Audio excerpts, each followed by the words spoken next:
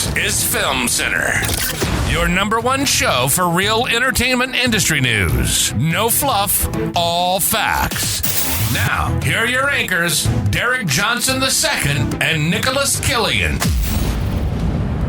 Hey everyone, welcome to Film Center. My name's Derek Johnson II. I'm Nicholas Killian. And today, Nicholas, I do know what we're talking about. What are we talking about today? So today, we have realized, and per the request of our fans, that people want to know a little bit more about us. And so this is going to be the first. There's only two of us. Right, so this will be the first one. First out of two. And today we're going to be talking about you, Nicholas. Okay. Hello. How you doing? I'm all right. Awesome. So, Nicholas, how do you want to define yourself to the audience outside of being an executive producer, ventilator, and producer, and all this other stuff? I don't know. I'm just myself. That's all I am. You're okay. Well, what would you say that you do? How would you in your industry? How would you define yourself? So I do what's called ventilation. Do you define yourself as an executive producer in a ventilator? Yeah. Okay. Yeah, I would classify myself that. So, granted, let's back up a little bit. So how long have you been in Los Angeles? And tell everyone where you're from, and all that good stuff. I'm from Baton Rouge, Louisiana. No, you're not. And yeah, I am. No, aren't you from the outskirts of Baton Rouge? Go ahead, shout it out. I'm from Prairieville, Louisiana. Yeah, there it is. So nobody knows where that is. No one knows where that is. And I moved out here when, let's see, I was like 21. So it was February of 2013. So you originally moved out here. What did you come out here to do? I originally came out here to do what everybody else does, which is to be an actor. To be an actor, acting. Yeah, a lot of people come to Los Angeles for acting. What was the, you also did theater prior to that, right?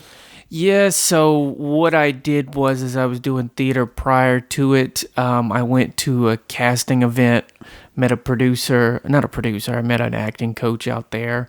And then what ended up happening is he said he had a boot camp in Los Angeles. So I came to Los Angeles to do the boot camp, and from the boot camp, they partnered us up to, live together somewhere. And then we went to theater school. And theater school was different than the boot camp. Yes. Yeah. And you did that after you came to Los Angeles. Because a lot of people listening, so once again, this is the one or two about us. We will not be doing these type of episodes again. Right. Those who want to hear our regularly scheduled programs, don't worry, it'll be back very soon. But once again, it's you guys who asked to know a little bit more about us. Right, exactly. And I do. And who are we to deprive the fans? We should be interviewing, especially since the interviews have been really popular, and so people seem to be liking it a lot more. Right. And for those of you who like the numbers, we will be getting back to those number-heavy episodes very soon. Yeah. But a lot of people want to move out to Los Angeles and become an actor or actress and things like that. What was based off of your experience, because you're not from some sort of rich background and you're not from some sort of like California background. You're from the South, just guy with a dream moving out to Los Angeles. What's if someone else is listening and that's like what they want to do, just drop everything and move. Is there anything that might have some suggestions? Should they drive if they're close enough? Should they fly? Is it, did you find somewhere to live prior to coming out here?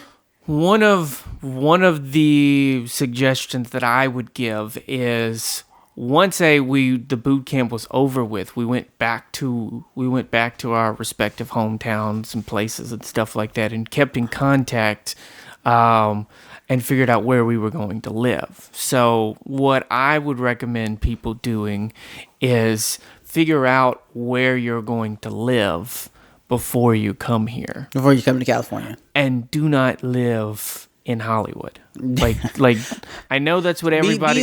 So don't live in Hollywood. Just what for what?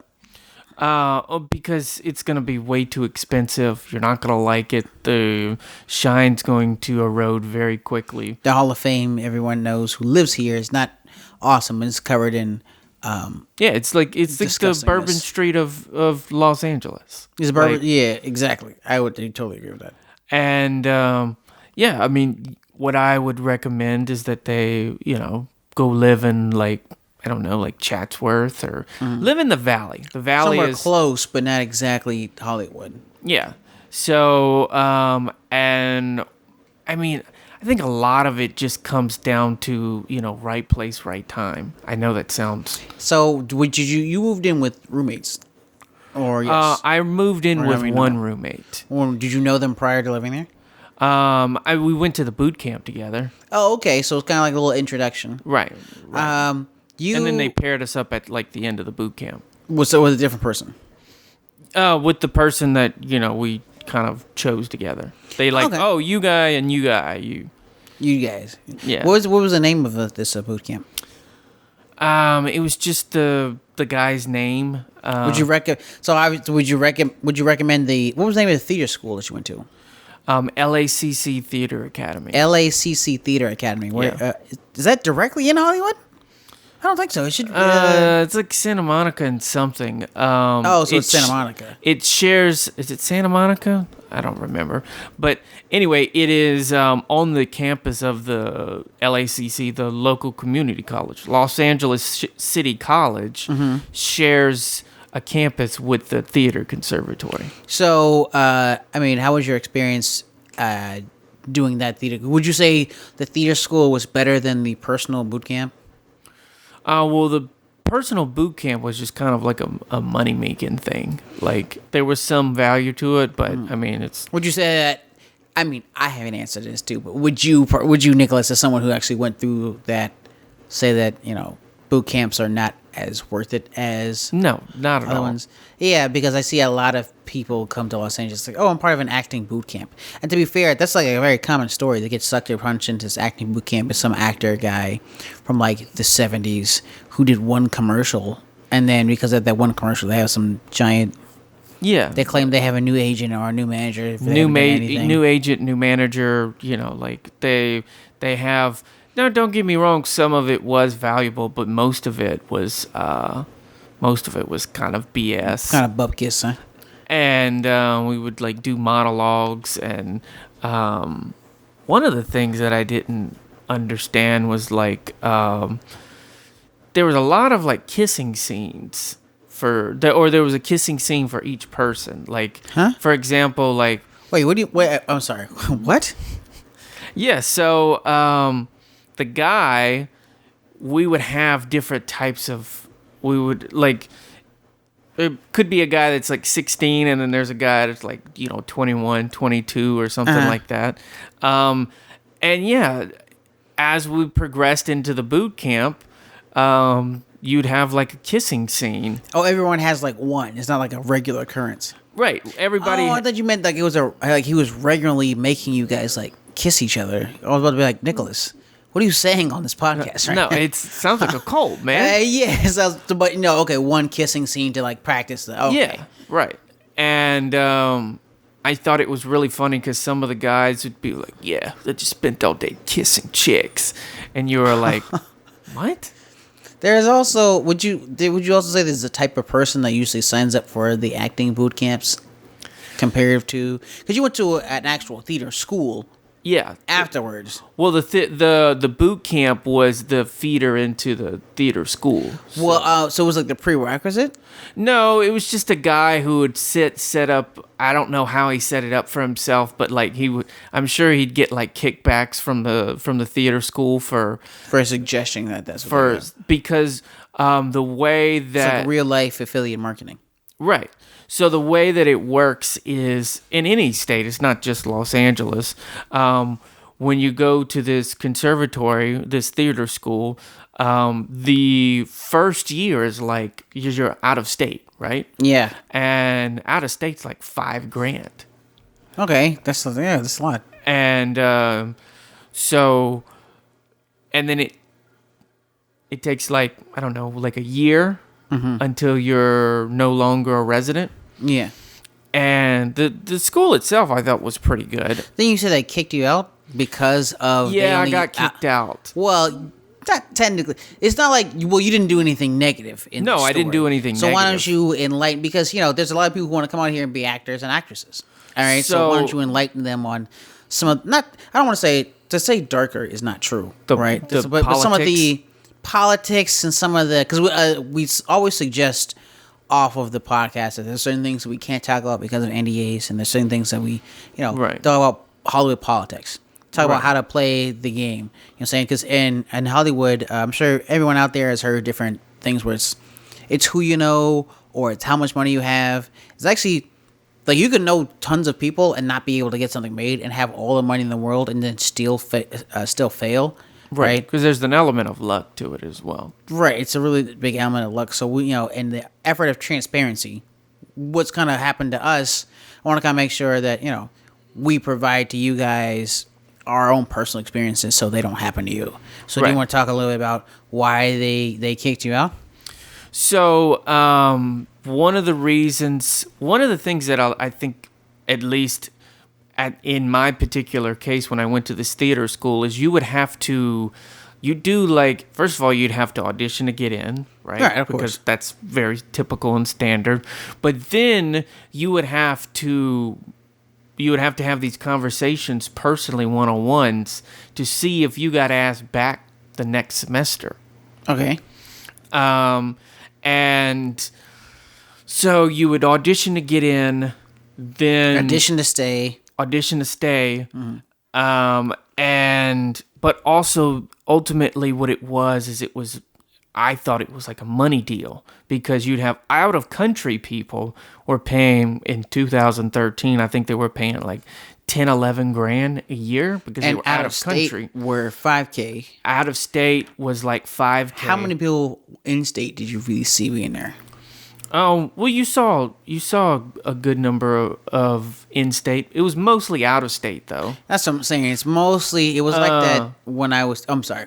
It was mostly out of state, though. Yeah, right. It was mostly out-of-state because, after a year, the tuition then drops down to like $900 or something like that. So then, because in-state is not as valuable, they need to make room for the out-of-staters. Right. So what ended up happening was... Like yourself, because you were out of state. Yeah, I was out of state. Well, you had just become in-state. Yeah, so, a year in, which is 2 semesters, a year in, you have your first conference, and they are like, oh, this is what we think, blah, blah, blah, right? Then the second one, they told me that they didn't see a future, and, all that typical stuff that... it's just not fitting. Right. I think you would do better at UCLA or USC. Which are better schools, so... But I didn't want any of the extra classes. I didn't care about biology. I didn't care about English, So that's why I came here. And I was kind of really upset about that because you have to get signed up and then you come back. And I had told my friends because at this theater conservatory, you were spending pretty much 24/7 there. Right. You would get there at 7 or 8 o'clock in the morning, and you wouldn't leave until.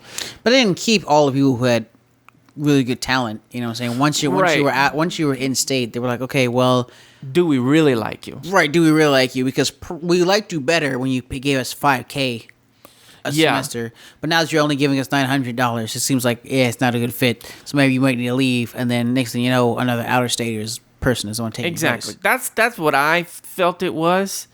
And it's a simple, not with that school specifically, but schools in that area and like in just around Southern California in general that are theater or acting based. I hear there's a really big problem.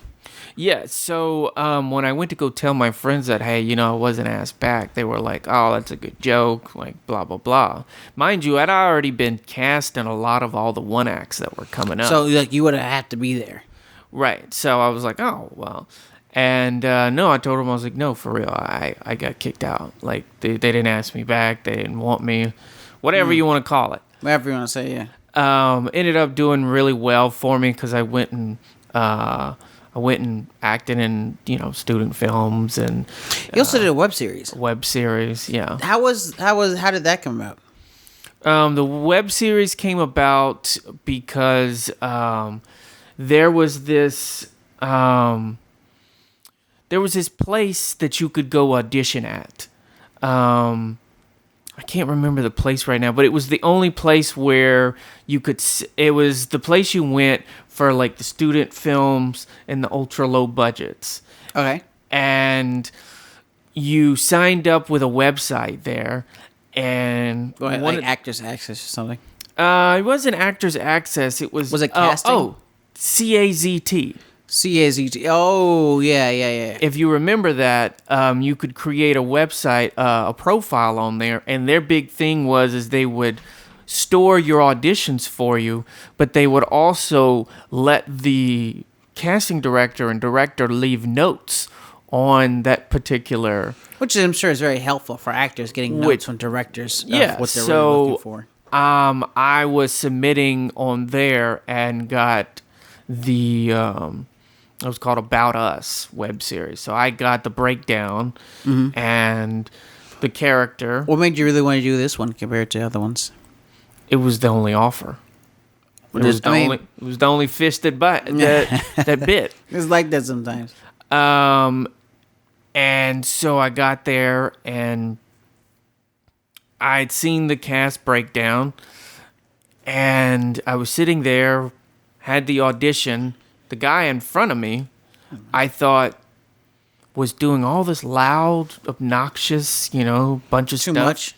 And I was like, man, they must have changed the breakdown because it says deadpan character.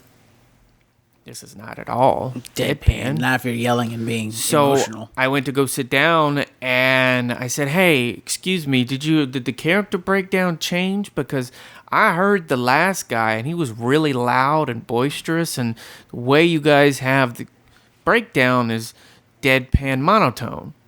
They're like, oh, no, you got it. He was just an idiot. Like, we don't know what he was doing. I have no idea what was going on there. I did the audition and they really liked it and, got cast. How many seasons did you do? We did 2 seasons. How many episodes were in each one? Because it's on IMDb, actually. Yeah. I think it was 10 episodes, maybe 7 to 10. So, is there anything about being in a series that people might want to know about? Well, I was more, a series. It's, it's because there's a lot of scripts to memorize, right? Yeah. My thing is that they didn't know how much they wanted me in there. Really? So, because I was technically guest starring. But you ended up being like a fan favorite. Right. Yeah. I ended up being a fan favorite, to the jealousy of some of the other regular castmates. But yeah, so he kind of had trouble securing financing for the first season. Yeah. He got it done. We shot the first season, and the second season, I remember I had made a joke to the creator and was like, oh, everybody else is getting romances, why don't I get one? Why don't I, you gonna leave him out in the cold? And he was like, actually, I think I'm gonna write him gay. And I was and the character was not originally written that way. He was not originally written that way. And so he kind of just shoehorned that in there. Just for no reason.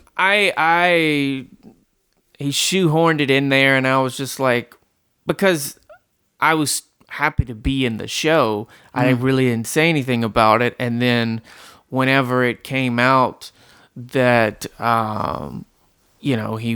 that's the way he was, which I don't have a problem with, but I wasn't talked about.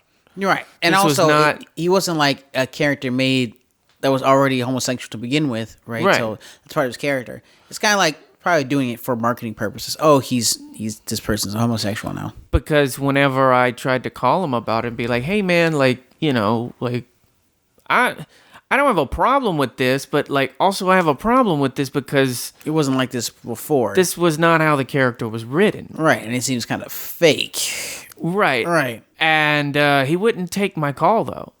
He wouldn't take my call. The next time I saw him was at the season 2 premiere. Wow. And my girlfriend at the time, we went around the room like introducing ourselves.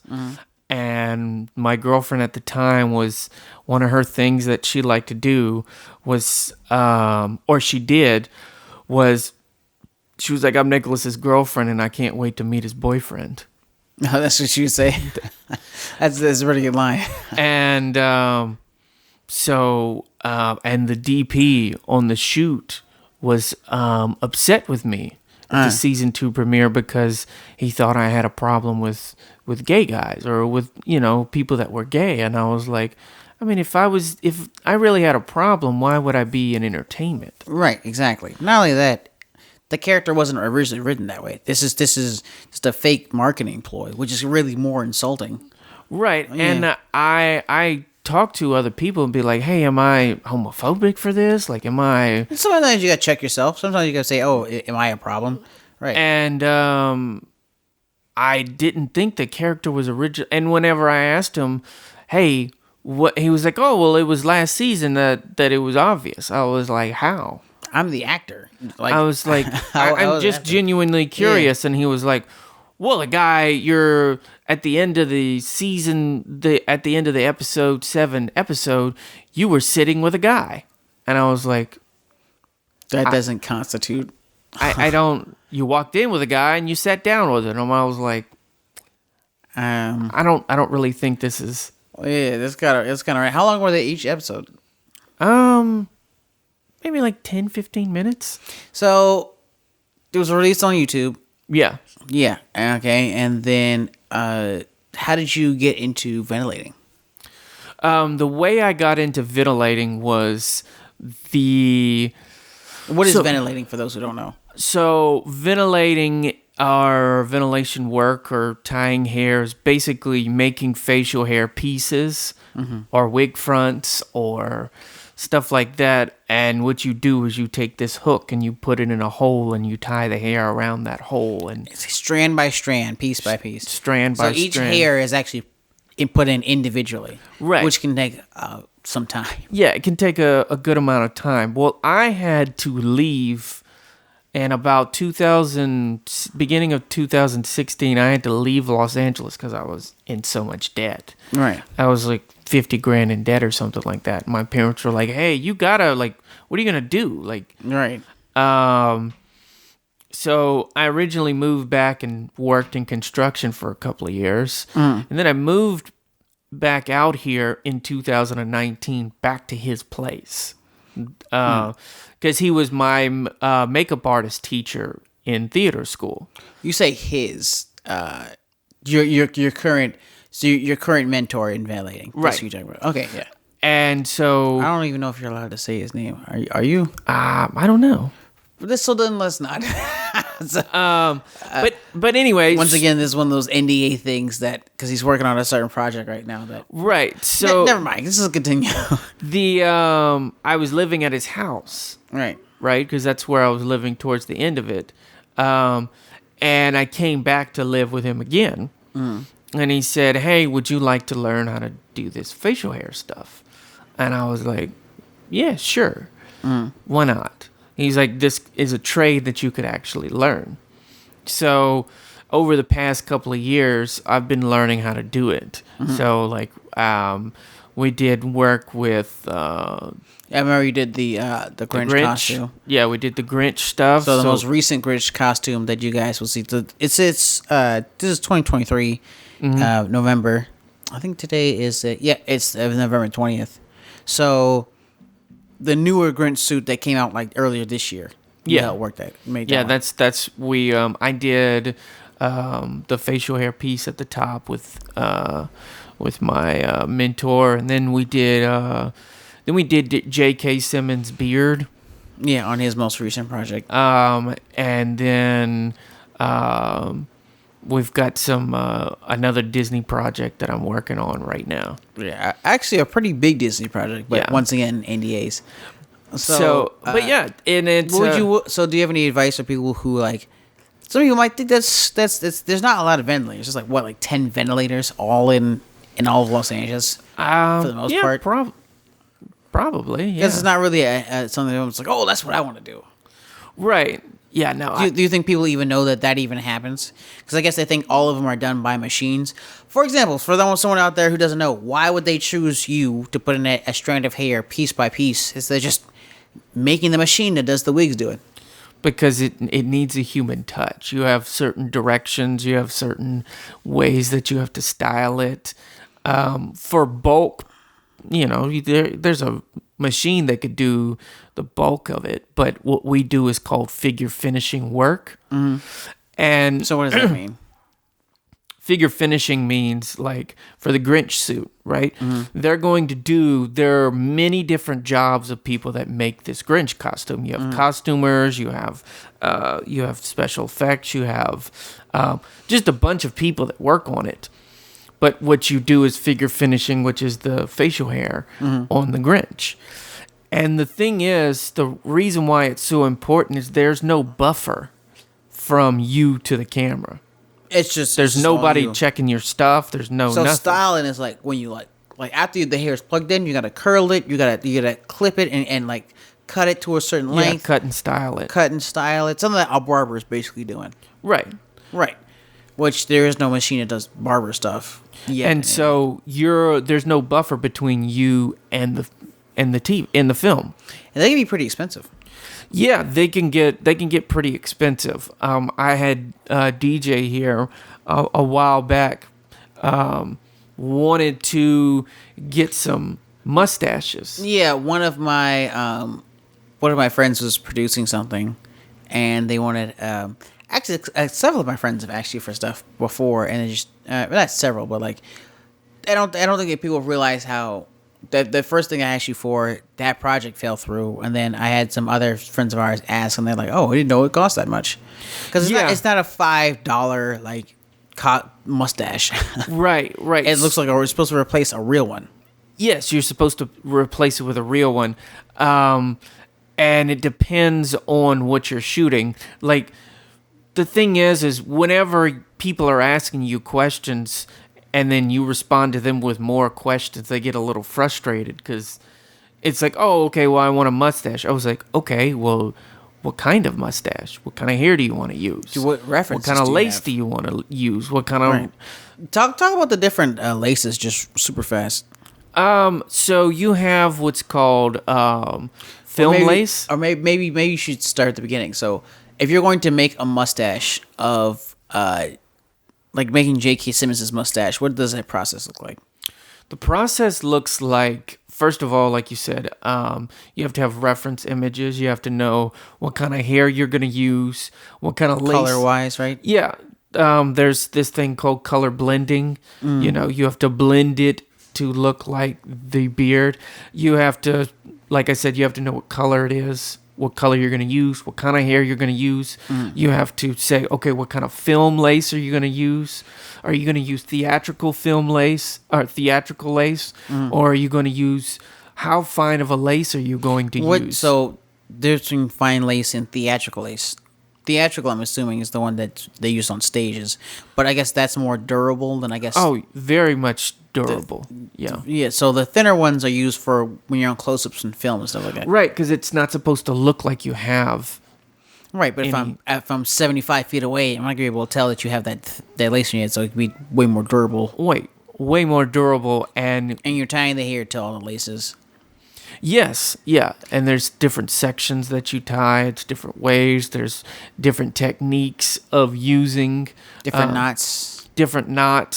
There's called direction.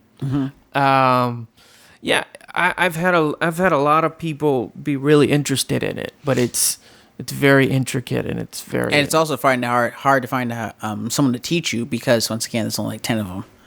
Right, and it's not a sexy craft. No, like it's not one of the popular like acting or like directing. It's not something that you hear often enough. Right, like, oh, I can get famous off of this. This is not something that will make you famous, but it will make you money. Yeah, it'll make you a lot of money because nobody wants to do it. Right.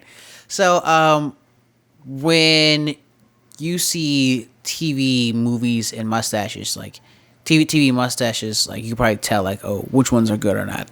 Yeah, you definitely can after a while. That's why my teacher tells me that this since he's a makeup artist, this craft has stolen the magic away from me watching movies. Because you just be judging everybody. Because he said all I do is just judge the work there. It's hard for me to kind of like get lost in the movie. Yeah, like so I also saw some videos on ventilating once where it's like they were like tying shoestrings to like a basketball net. Even though it's way bigger, those holes are obviously than on a lace. Would you say it's good practice maybe for like? It looks like someone was practicing and they were like 10. They would do this. Yeah, I've seen those videos as well. I think what it's supposed to do is kind of the process of learning how to tie the knot is very frustrating because it's a strand of hair and you have to turn it. So easy to braid. You have to turn it in certain directions for it to be able to tie the knot, and it's very hard to teach that. So what they do is they blow it up in size so they can kind of conceptually show you how it's done. No, I didn't learn that way. Would you have liked to learn that way? I think it's more comprehensive than just kind of. Would you if you started like that and then went to where you are now? Would you think that would be easier? Yeah, it would probably have been easier. Would you learn in the trenches, huh? Yeah. Yeah, but I mean, that's the thing, though. Like, whenever you're doing this type of work, you kind of have to just struggle through it because a lot of it then becomes muscle memory. Cool. Very cool, Nicholas. Well, guys, this has been the first episode of kind of get to know us, the host. Nicholas, is there anything else that you want to tell people about you? Or that they should know? Not really, no. Not really, no. All right, cool. Where can they follow you outside of the Southern Senpai's Instagram and TikTok and stuff like that? Where they can follow Nicholas? Oh, they can follow me at Nicholas Killian, N, so 2 N, so Kill. Nicholas Killian with 2 N's at the end. Right, on Instagram, and that's about it. Oh, cool. Well, guys, thanks for listening. My name's Derek Johnson II. I'm Nicholas Killian. And we'll talk to you later. See y'all. This has been Film Center on Comic-Con Radio. Check out our previous episodes at filmcenternews.com. Sign up for our newsletter and get the Hollywood trade straight to you. You can follow the show at Film Center News on all major platforms. Tune in next week for a fresh update. Until next time, this has been Film Center.